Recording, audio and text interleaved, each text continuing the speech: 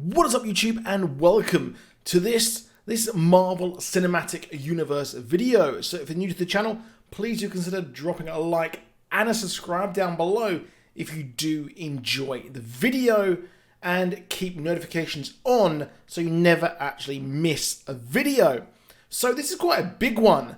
The Guardians of the Galaxy has had a mystery Easter egg for quite some time, and well, it looks like it may have actually been finally found. So this kind of theory is based on the new media rock stars who dropped a video mentioning that possibly the last egg has been found, and it is a theory that James Gunn seems to like himself. And really, we're getting close. So the theory purports that Peter Quill is not just half celestial, but half cosmic being, and that is a big one. A big one being that the only one Meredith Quill could actually have been is the cosmic being Eternity. If you didn't know, Eternity was one of the cosmic beings that created the Space Stones. They also had a son called Entropy, who exists in the MCU in the mural in Morag.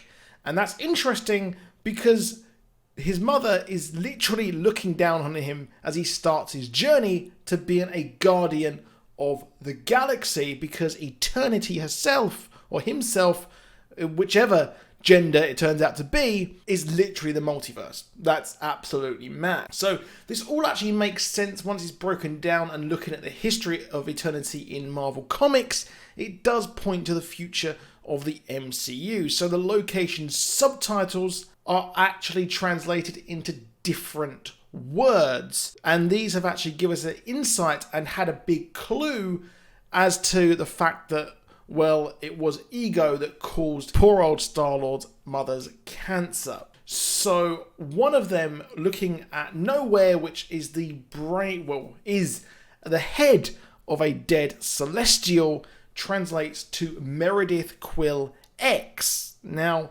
that is interesting because I always did find it weird that there was the head of a dead Celestial and it wasn't paid off. But as we know, let's not forget that Ego himself mentioned that he was the brain floating in space. So he's floating around in space, someone finds him, and there's that.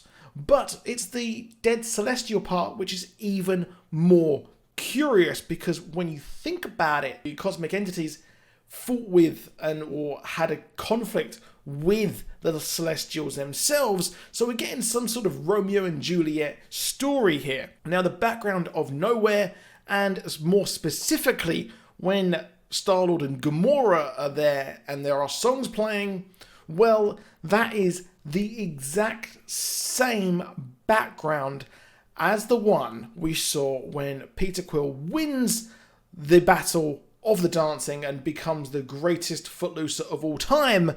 And well, what happens next? We see his mother reaching out to him, and that background behind her is what is around Nowhere. So that is even weirder. And the fact that he was able to survive the holding the Power Stone is even weirder, because the fact is, yes, his mother is half Terran, but still, that is a concentrated Infinity Stone. That is big. So really, it adds to even more power. So the first time he realizes his power, so to speak, he sees his mother. Now later on in the second movie, we actually see him realize his powers once more, as his origin, or his sort of birth, is explained to him by his father Ego. His father Ego then touches his head, and then he sees Eternity in his own words. We see Eternity, and it looks exactly like the Eternity from the comics, of the cosmic, the cosmos, everything like that.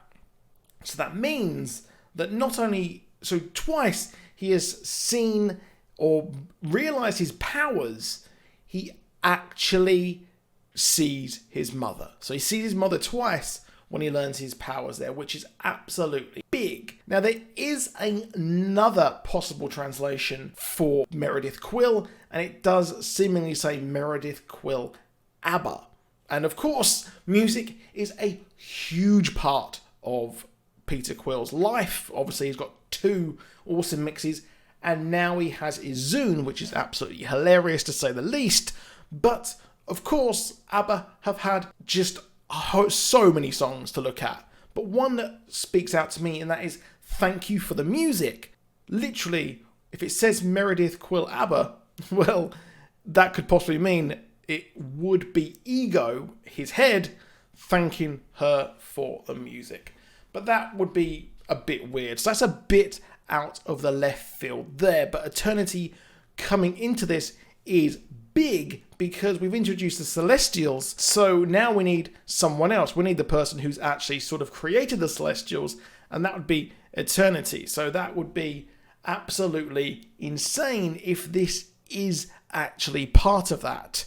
So Eternity also plays big parts in the future of the MCU as well, because, well, we actually know that Magus, who is the alter ego of Adam Warlock, who was introduced in the post-credit scenes of Guardians of the Galaxy 2, was and did take Eternity and try and capture them.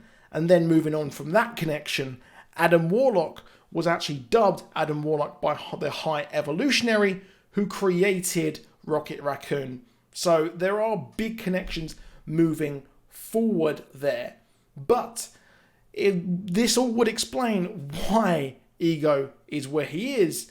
And maybe this is revenge for all of his Celestial family being killed there. But that is a crazy part of the theory there. That's just the weirdest part. And the last connection we actually have here is the fact that Nightmare is going to be in Marvel's Doctor Strange and the Multiverse of Madness. Now that is big because Nightmare also tried to actually kidnap Eternity.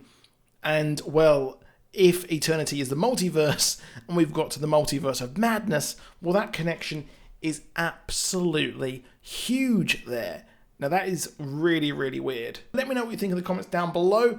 Please drop a like, please subscribe. We've got a Bad Education review as well on our website, so go and check that out as well. But do subscribe, hit notifications. I'll see you soon. Goodbye.